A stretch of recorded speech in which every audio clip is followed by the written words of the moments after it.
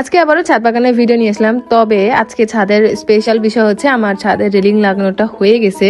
যাক, অবশেষে আলহামদুলিল্লাহ দীর্ঘ অনেক দিন হইলো আমার বাগানটা এলোমেলো হয়েছে, শুধু এই রেলিং এর কাজ হওয়াটা বাকি, যার কারণে আমার বাগানটা সাজানো হচ্ছে না।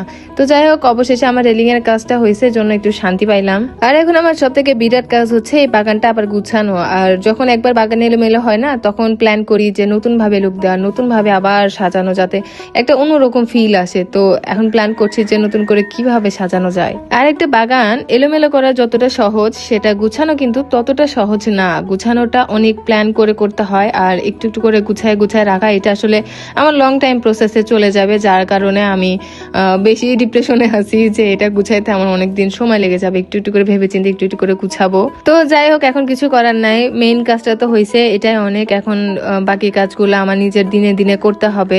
আর প্রতিটা শখের পিছনে সব থেকে বেশি থাকে পরিশ্রম। পরিশ্রমের জন্যই আমার এই বাগানটা হয়ে উঠছে, আর এখন পরিশ্রম দিয়েই আমার গুছাইতে হবে।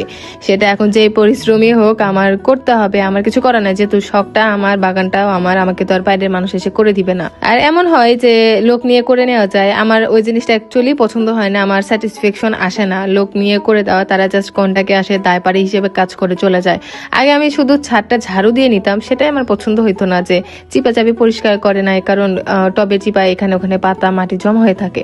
ওগুলা বের করে বস্তা ভরে রাখলে পরবর্তী গাছের জন্য সার হিসেবে ইউজ করা যায়। তো ওগুলা বেরই করে না, দীর্ঘদিন ধরে ওগুলা ময়লা জমে থাকে, স্যাঁতস্যাঁতা হয়ে যায়, মানে কেমন একটা নোংরা লাগে না। তো আমার আসলে ঝাড়ু দিয়ে নেওয়াটাই পছন্দ হয় না। আমি 2 দিন 3 দিন ধরে এক সাইড একটু একটু করে টপ টপ সরাই আমি ক্লিন করি। তো এখন ছাদ গুছানোর কাজটাও আমার, আর আমার পাশাপাশি আমার তো হেল্প লাগবে আমার আম্মুর প্ল্যান না নেওয়া ছাড়া তো হবে না।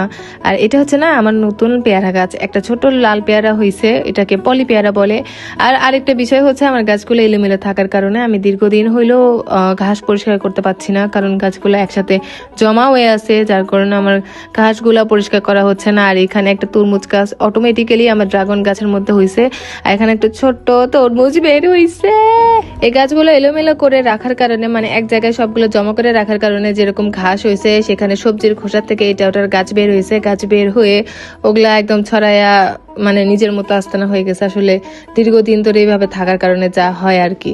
আর এখানে আমার কাঠগোলাপের অনেক ফুল আসছে নতুন নতুন, মানে বৃষ্টি যত হবে তত ফুল হবে।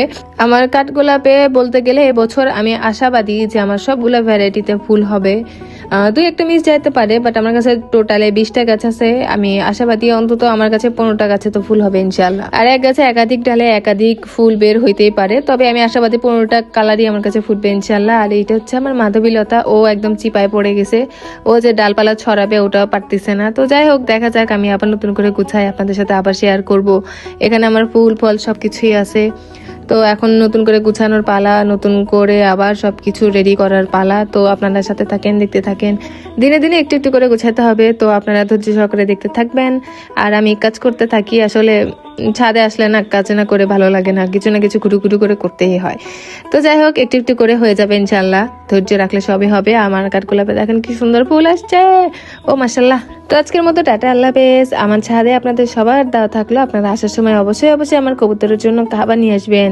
আর যদি খাবার না নিয়ে আসছেন, তাহলে কিন্তু আমার সবগুলো গাছে একদিন পানি দিয়ে নিব। আজকের মতো বাই বাই।